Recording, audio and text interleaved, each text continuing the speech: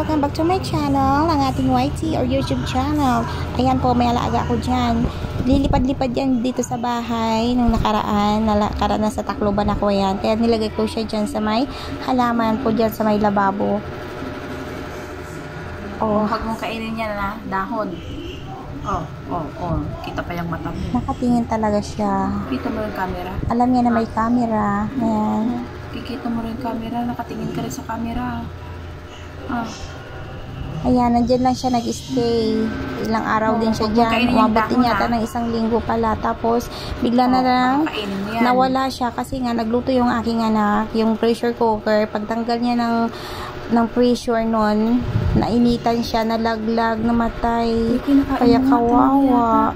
Sabi ko, sorry, wala na akong magawa. Kaya, ayun, sorry talaga sa kanya.